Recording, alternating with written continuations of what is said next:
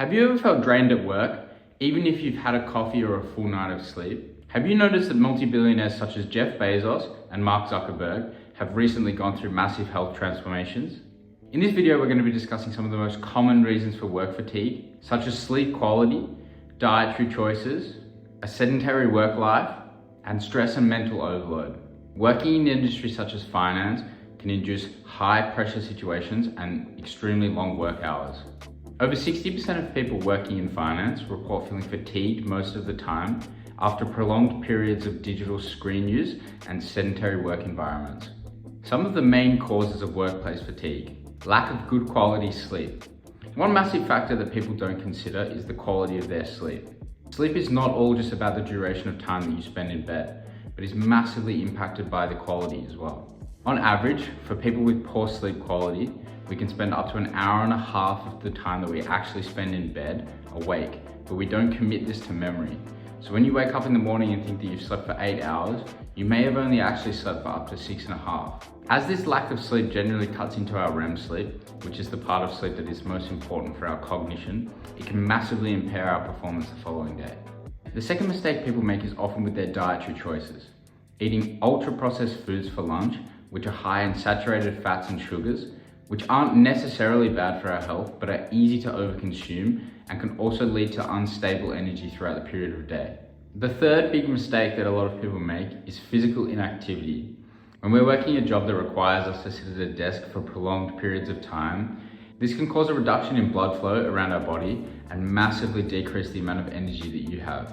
Research has continuously found links between sedentary behaviors and stuff like cancer, increasing weight, and even diabetes. Here's a few super easy strategies that you can implement to help reduce work fatigue. In regards to our sleep quality, setting a regular sleep schedule and trying to reduce as much screen time as possible directly before bed can massively impact our sleep quality. But also reductions in alcohol and the use of a sleep tracker, which is going to allow us to have direct data points on how you're actually sleeping, so that we get a much clearer picture of what's actually going on every single night when you go to bed. A couple of really easy things to do with our nutrition would be to set ourselves up in a way that your food is pre-prepared, whether you do meal prepping yourself or get a meal prep service. So there's plenty around, especially in the UK at the moment, to pre-prep meals for yourself for the week so that you have everything there, so there's no temptation to go and buy lunch on a day of work. By focusing on consuming mainly complex carbohydrates, lean proteins, and healthy fats, we'll feel much more satiated and have a much more stable energy level throughout the day, rather than having these big spikes and crashes when we eat. Now, exercise snacks is something that was popularized by the Andrew Huberman podcast when Andy Galpin went on. Exercise snacks. And as the name suggests, this is a fun one. Any short bout of intense exercise that you can get in throughout the day, whether that's running up a flight of stairs, whether that's 10 super quick jumping jacks when you get up from your desk, all of these behaviors can massively improve the amount of blood flow and circulation that we get throughout our body, which is going to make you feel a lot more energized and keep you pushing through the entire day. It's amazing how much you can influence your health by implementing long-term strategies that are easy to apply and will drastically change the way that you feel productivity-wise. Losing weight is such a massive factor in the amount of energy and output that you have throughout a day, and it's such a fantastic tool to help improve your career. It's also important to stay hydrated through the day.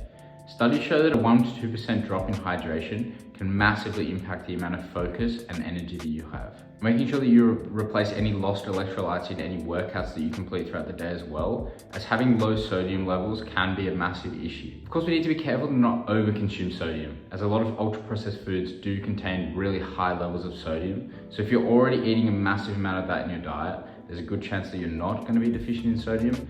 But it's important to correctly track our food so that we get a really good understanding of how the micronutrients and electrolytes that we're consuming stack up in terms of where the normal range is and then what you consume. And then we can adjust accordingly as needed.